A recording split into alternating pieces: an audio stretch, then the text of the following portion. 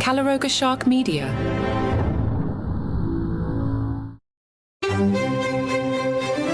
Hello and welcome to Palace Intrigue. I am your host, Mark Francis.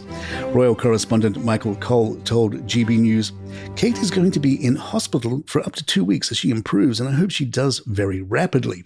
As her condition improves, I'm sure the children will also go down to see her. After she fully recovers, she will convalesce initially at Windsor at Adelaide Cottage, where they have a house in the grounds. They will stay there, I think, because the children are at school and she will want to be close to her children. It's not an absolutely ideal place. A former tenant of Adelaide Cottage was Mrs. Rosemary Townsend, the wife of Group Captain Peter Townsend, who famously had an affair with Princess Margaret.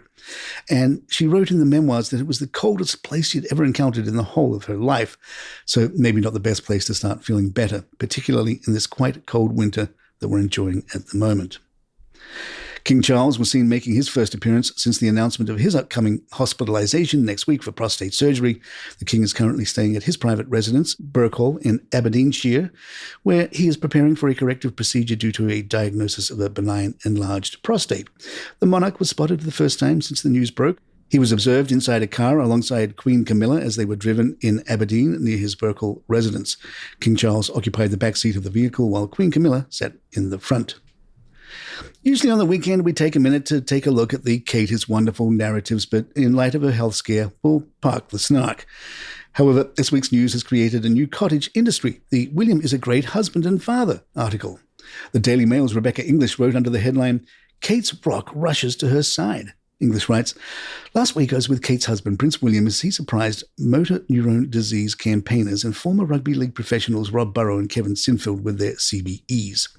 He travelled up to Leeds to hand them their honours personally as Rob, who, along with his friend Kevin, has courageously used his diagnosis with the incurable life-shortening condition to raise millions of pounds to support fellow sufferers and fund research. As always, William was charming, compassionate and engaging, careful to put Rob, who is in a wheelchair and can communicate only through a computer aid operated with his eyes, at the heart of events. Even though Rob was unable to verbally join in the banter, the future king even joked with him about a prank the former player once played involving a Jaffa cake and a pair of Calvin Kleins. I shall say no more than that, which saw Rob break into a heartwarming, still impish grin. It was a deeply emotional occasion, and one, without going into detail, I found very moving. At the end of the engagement, I stepped tearfully out of the room to allow William some private time with the families. When he exited a few minutes later, he had obviously noticed my distress and I think was aware why.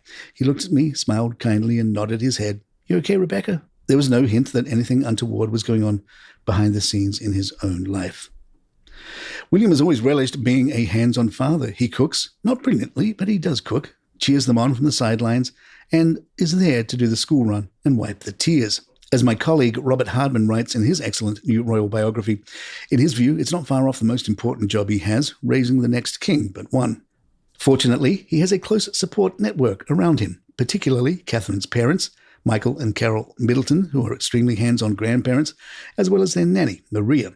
But nothing makes up for a daddy's love. While he never likes to disappoint the many charities and organizations he supports, he wants to be there for George, Charlotte and Louis, as well as his wife. I know he will bend heaven and earth to be at their side now and do the best for their little family, however long it takes. Not everyone is on board with the Wonderful William narrative. Republic, the anti-monarchist group, tweeted, they could all be off sick with the measles for 6 months and still fit in more engagements than last year. Man visits wife in hospital. Huge if true. Another user wrote, should we clap for him? The PR spin to desperately make Prince William look like a dedicated husband and father, juggling childcare and caring when he's an army of people supporting him and zero financial concerns about cancelling work to stay home is so tone-deaf. The man visiting his wife in the hospital, driving himself, was in a £139,000 electric Audi e-tron GT carbon Vorsprung, followed by royal bodyguards in a Range Rover. Palace Intrigue will be right back. There is speculation that Harry heard about his father's health through the normal media, possibly even through this podcast. The news broke at 7:25 a.m. Montecito time, so it's unclear if Charles had called Harry early in the morning or the evening before. So far, there are no reports of Harry commenting on either his father nor sister-in-law.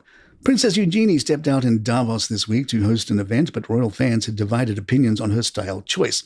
The royal was joined by her sister, Princess Beatrice, as she hosted an event about the role of business and government in tackling modern slavery and human trafficking on the sidelines of the World Economic Forum.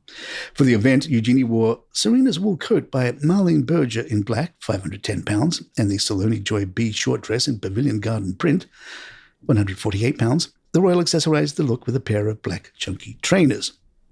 Commenting on a new picture of the royal posted on @RoyalFashionPolice's Instagram account, one fan wrote, "I didn't know a black coat could be so unflattering," while another one added, "She needs help. New stylist, new hairstyle." The third one said, "The shoes, OMG, why?"